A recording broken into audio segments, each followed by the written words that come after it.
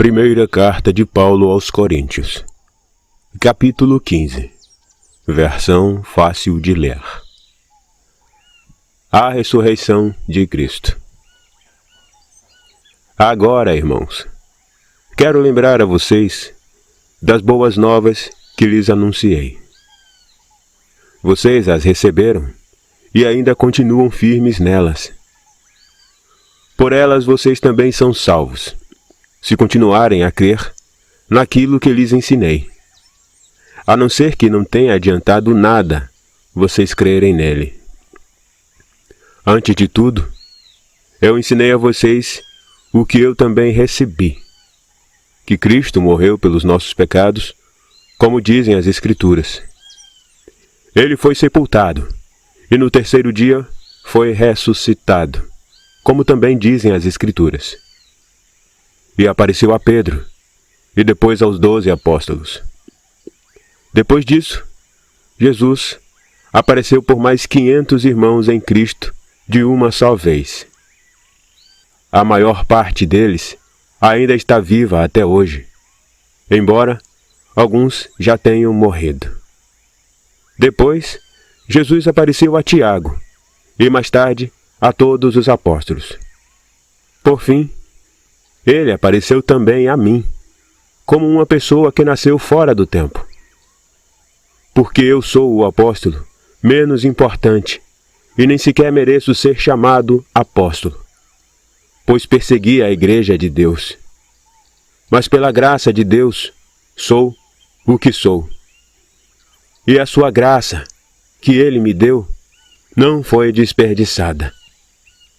Ao contrário, trabalhei muito, mais do que todos os apóstolos, embora não tenha sido eu mesmo quem trabalhou, mas a graça de Deus que estava comigo. Portanto, se fui eu, ou foram eles que anunciaram as boas novas a vocês, não importa, pois todos anunciamos a mesma coisa. O que importa é que vocês creram. Se a nossa mensagem é que Cristo ressuscitou dos mortos, como é que alguns de vocês dizem que não há ressurreição dos mortos? Se não há ressurreição dos mortos, então Cristo também não ressuscitou. E se Cristo não ressuscitou, então a nossa mensagem não tem valor nenhum. E a fé que possuem também não tem valor nenhum. E nós somos culpados de mentir a respeito de Deus, porque temos afirmado que Deus ressuscitou a Cristo. Se é certo que os mortos não ressuscitam, também Deus não ressuscitou a Cristo. Porque se os mortos não ressuscitam, Cristo também não ressuscitou. E se Cristo não ressuscitou, a fé que possuem não vale nada. E vocês ainda são culpados pelos seus pecados. Se é assim, os que morreram crendo em Cristo estão perdidos. Se a nossa esperança em Cristo é somente para esta vida, somos os mais infelizes de todos os homens. Mas a verdade é que Cristo ressuscitou dos mortos. Ele foi o primeiro fruto da colheita de milhões que morreram e que também ressuscitarão. Pois assim, como por meio de um homem veio a morte, também por meio de um homem veio a ressurreição dos mortos. Assim, como todos morreram por causa de Adão, também todos voltarão a viver por causa de Cristo. Mas cada um a seu próprio tempo. Cristo ressuscitou como o primeiro fruto da colheita. Depois, aqueles que pertencem a Cristo ressuscitarão quando ele voltar. E então virá o fim, quando Cristo tiver destruído todos os governos, autoridades e poderes e entregar o reino a Deus, o Pai. Porque Cristo tem que reinar até Deus pôr todos os seus inimigos sob o seu domínio. O último inimigo a ser destruído é a morte. As Escrituras dizem: Deus pôs todas as coisas sob o seu domínio. Quando elas dizem todas as coisas foram colocadas sob o seu domínio, é claro que não inclui o próprio Deus. Deus é quem põe todas as coisas sob o domínio de Cristo. Depois de tudo ficar sob o domínio de Cristo, então o próprio Filho fica sob o domínio de Deus, aquele que pôs todas as coisas sob o domínio de Cristo. Assim, Deus terá poder absoluto sobre todos. Por outro lado, o que vão fazer os que se batizam por causa daqueles que morreram? Se os mortos não ressuscitam, por que se batizam por causa deles? E quanto a nós, por que nos colocamos em perigo a toda hora? Eu morro todos os dias. Isso é verdade, irmãos. Tão verdade como o orgulho que tenho de vocês é em Cristo Jesus, nosso Senhor. Se enfrentei animais ferozes em Éfeso só por motivos humanos, não ganhei nada. Se os mortos não ressuscitam, então comamos e bebamos e amanhã morreremos. Não se deixem enganar. As más companhias destroem os bons costumes. Voltem a ter juízo e não pequem mais.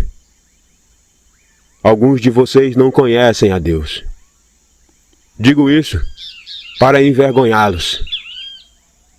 Mas alguém pode perguntar: como ressuscitam os mortos? Que tipo de corpo terão? Tolos! O que vocês plantam não nasce senão morrer primeiro. O que vocês plantam é uma simples semente, como a de trigo ou de qualquer outra coisa, e não o corpo que vai surgir. Mas Deus lhe dá o corpo que Ele quiser, e a cada semente o seu próprio corpo. A carne dos seres vivos não é toda do mesmo tipo. Os homens têm um tipo de carne, os animais outro, as aves outro, e os peixes outro. Também há corpos celestiais e corpos terrestres.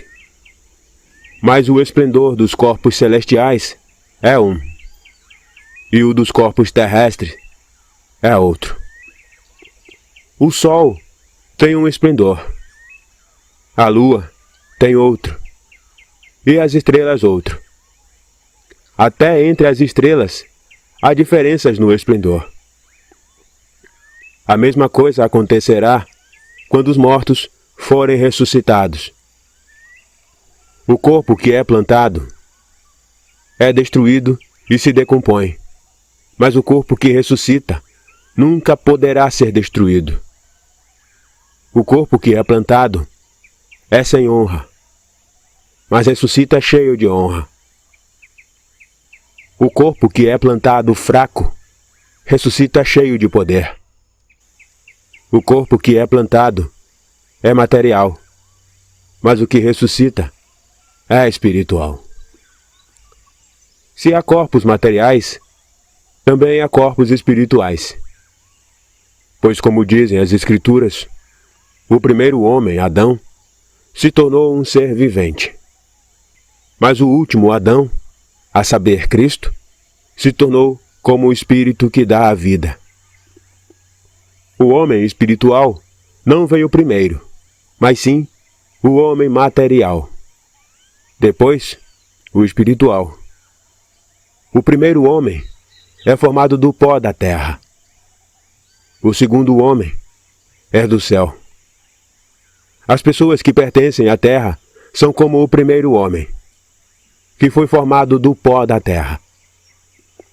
Mas aquelas pessoas que pertencem ao céu são como o homem do céu. Assim como somos semelhantes ao homem que foi formado do pó da terra, também seremos semelhantes ao homem do céu. Digo-lhes isto, irmãos: o corpo material da carne e o sangue não pode ter parte no reino de Deus. Nem o que é mortal pode ter a imortalidade. Mas ouçam, eu vou contar um segredo para vocês. Nem todos nós morreremos, mas todos seremos transformados. Seremos transformados num segundo, num abrir e fechar de olhos, quando a última trombeta tocar. A trombeta tocará, os mortos ressuscitarão para a imortalidade, e nós, que ainda estamos vivos, seremos transformados. Pois é necessário que este corpo, que é mortal, vista-se com o que é imortal, e o corpo que morre, vista-se com o que não morre. E quando este corpo, que é mortal, vestir-se com o que é imortal, e o corpo que morre vestir-se com o que não morre, então se cumprirá o que as Escrituras dizem: a morte é devorada pela vitória. Onde está, ó morte, a sua vitória?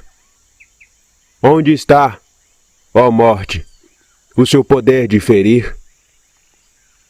O poder de ferir que a morte tem é o pecado, e o poder do pecado vem da lei.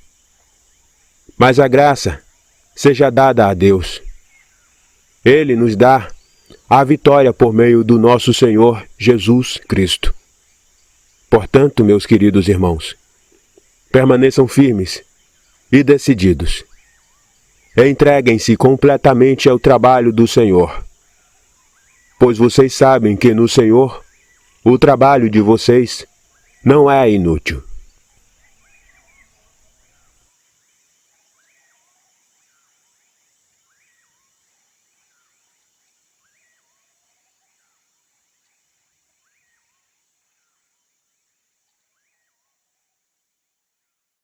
E então, gostou do áudio? Se gostou, deixa seu like. Ah, na descrição tem um resumo mostrando quem escreveu o capítulo bíblico e o contexto em que foi escrito. Deixe seu comentário e peça áudios de outros capítulos. Se não é inscrito, se inscreva lá e ative o sininho para receber notificação de quando fizermos novas publicações. Até os próximos áudios e que Deus abençoe.